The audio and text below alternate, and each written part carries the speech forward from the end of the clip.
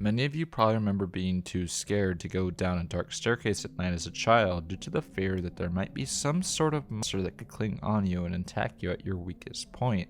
Or there was also the fear that there might be a monster hiding in your closet or underneath your bed that would take you away to some sort of other evil dimension. But of course, all these fears are eventually shown to be unfounded and makes you start to wonder what exactly caused these fears in the first place.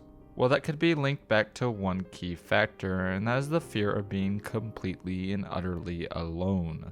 And many films play off this fear masterfully, using this loneliness and isolation that the characters are being put through to instill some sort of fear into the viewer that something must be going wrong. It's to the point where it's almost a cliche within the genre itself, with many films having groups splitting up so that they can all be on their own to be picked off easier one by the killer. Even films like Cabin in the Woods parried it because it became so widespread, especially within the subgenre of horror. Loneliness is something that we all fear from a primal level, and why is that? Well, it most likely has to do with the fact that when you're alone, you're more vulnerable. So people began to fear it because it became like a weakness if they were all alone. And human beings are also social creatures, so being alone for very long can also cause you to start to lose your sanity. So essentially being alone is just an all-around negative thing. But how do films really make the idea of being alone frightening to the viewer in the first place? Well, to understand it, we need to look at 3 films that I think accentuate the fear of being alone to a perfect degree. First off is the Stanley Kubrick classic, The Shining, which is a character study on filmmaking on its own. From pioneering the Steadicam to the wonderful set design and acting, what's not to love about this film? Every single part of this film blends together in a way that just makes sense, and it's almost perfect throughout. And the way it portrays loneliness is really well done, and it's almost perfect in its execution. But to really see what makes it scary, we need to look at the Overlook itself. Set in rural Colorado, you can't get more alone than this. The hotel, which is normally bustling with life and full of people on vacations in the mountains, is now completely empty, with only the Torrance family remaining in the hotel. The loneliness of the situation is even more apparent when you see the pure size of the place, with long drawn-out hallways, grand halls, and huge ballrooms lining the hotel. It's less of an actual hotel and more of a resort due to all the things there are to do within the hotel itself. But the pure emptiness of the once life-filled hotel is quite off-putting, especially because you were able to see what the hotel is normally like before they are closed down in the season. Which, while that is happening, we also hear about how the people who take the caretaker job generally go insane and start murdering everyone around them. And that extremely empty space makes it so that the loneliness of what we are seeing is accentuated to the highest degree possible. How can you not feel lonely when you're 100 miles from the nearest civilization? It's just impossible.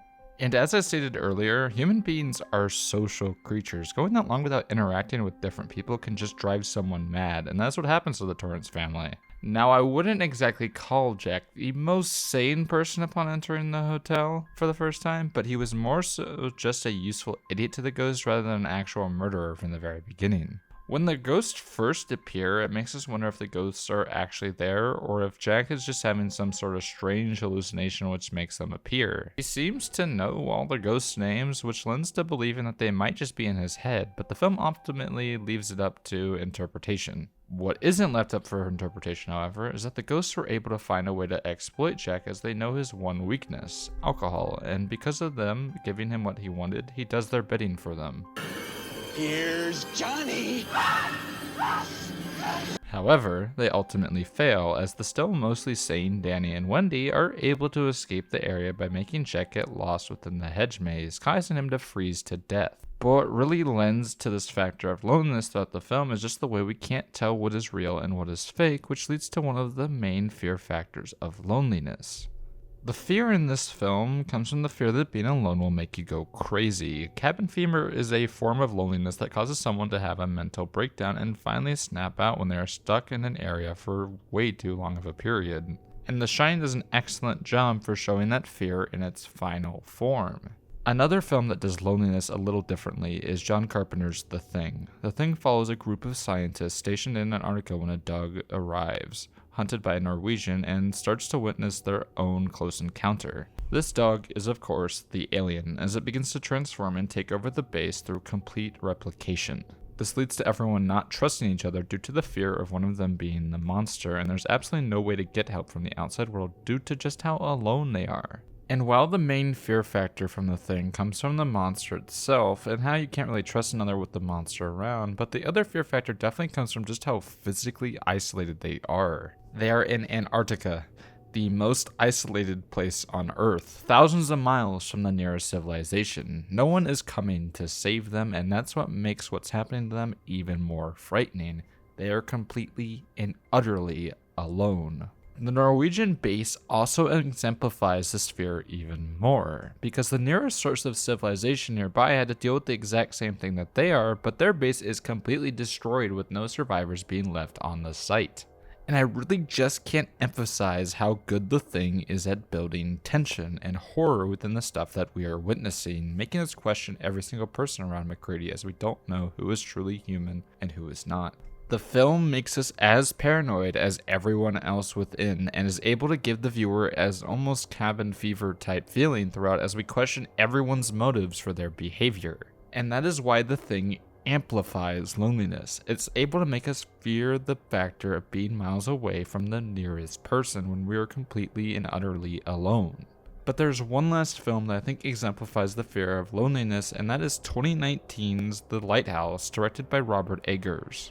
The Lighthouse is probably one of my favorite, if not my favorite film of 2019, as the cinematography and set designs of the film are just on point throughout, with the locations of the lighthouse showing loneliness to an extreme degree. The two lighthouse keepers, Winslow and Wake, are watching their lighthouse for 2 weeks to make sure boats are able to see the Nova Scotian waters. It's a pretty simple horror setup, with two men being trapped on this tiny lighthouse for multiple weeks. Literally anyone would probably go insane in that exact same situation. And they also proceed to go missing in the process. And the film does an excellent job at ramming that point into your brain, as there's no one even close to lighthouses. Everything that is surrounded by them is fog and water.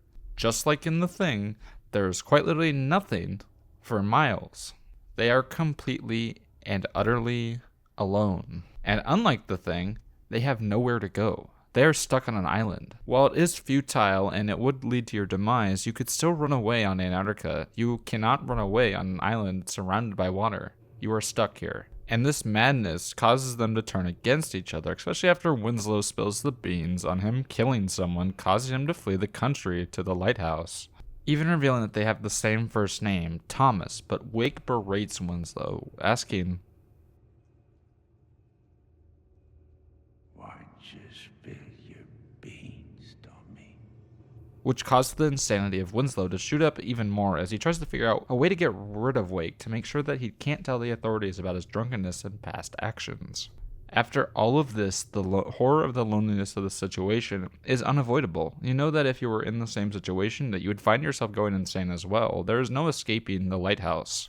And with all that being said, the loneliness in horror films is unavoidable, as the fear of being completely and utterly alone is just too much to handle sometimes. The Shining uses loneliness to accentuate a feeling of cabin fever throughout the film, while The Thing uses it to show how there's no one to save them within anywhere around them. And The Lighthouse uses it to breed a feeling of paranoia throughout, as you don't know if they can really trust each other on this tiny island with no escape. And because of our primal fears of being alone, the films are able to scare us throughout the runtime. And that is why a good horror filmmaker is really good at building an atmosphere of being completely alone, even though it is cliche at this point. You are just more vulnerable when you have no one to help you. You're all alone, and someone could easily jump up behind you and get you from behind. There truly is nothing safe about being alone in a horror film.